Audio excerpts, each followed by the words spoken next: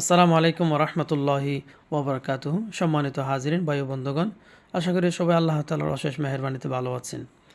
আল্লাহ তাআলার সুন্দর সুন্দর যে সিফতি নামগুলো আছে ৯৯টি আল্লাহ তাআলার গুণবাচক নাম, যেভাবে ডাকলে নামগুলো সুন্দর হয় এবং আল্লাহ তাআলার সিফতি নামগুলো ডাকলেই প্রতিদিন সকালবেলা হোক যে কোনো এক সময় এগুলো জিকির করলে আল্লাহ সন্তুষ্ট হয়, বান্দার উপর সন্তুষ্ট থাকেন। তো আমি যেইভাবে এই নামগুলো পড়ি, আপনারা সেভাবে যদি একটু পড়তে চান একটু সময় লাগবে।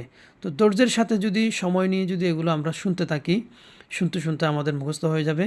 তো আমরা যারা পড়তে পারি না, ওই নামগুলো আমরা জিকির করতে পারি না, আমরা এগুলো অডিও যদি শুনতে থাকি, ইনশাআল্লাহ আজিজ, তাহলে আল্লাহ তাআলা আমাদের উপর অশেষ রহমত হবে এবং আল্লাহ তাআলা সন্তুষ্ট হবেন।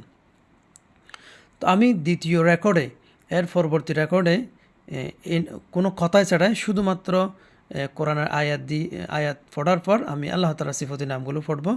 আপনারা ওটা খেয়াল করবেন। একটা বিষয় লক্ষ্য রাখবেন যে যখন কোরআন মাজিদ পড়তে যাবেন এবং আল্লাহ তাআলার সিফতি নামগুলো যখন পড়তে যাবেন, তখন প্রথম শুরুতেই ইস্তেগফার পাঠ করবেন 3 বার। আস্তাগফিরুল্লাহ লা হাওলা ওয়ালা কুওয়াতা ইল্লা বিল্লাহ, আস্তাগফিরুল্লাহ লা হাওলা ওয়ালা কুওয়াতা ইল্লা বিল্লাহ, এভাবে 3 বার দরুদ শরীফ পাঠ করবেন, যেভাবে পড়তে পারেন। একদম সংক্ষিপ্ত সাল্লাল্লাহু আলাইহি সাল্লাম 3 বার পাঠ করবেন। এরপর আউযু বিল্লাহি বিসমিল্লাহ দিয়ে পড়া শুরু করবেন।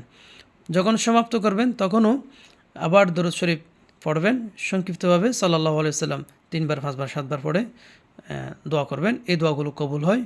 যেগুলো পাঠ করবেন, যে সমস্ত কাজগুলো দোয়া এবং দরুদ ইস্তেগফার দিয়ে আপনি কাজ শুরু করবেন, এগুলো কবুল হয় এবং রহমত হয়। এটা অবশ্যই খেয়াল করবেন। এবং এগুলো আমরা যদি মেনে শুনে জেনে শুনে চলতে পারি, আমরা ইনশাআল্লাহ দুনিয়ার জমিনে কামিয়াব হতে পারবো। আর যদি না মানি না শুনি, তাহলে কখনো কামিয়াব হওয়া যাবে না।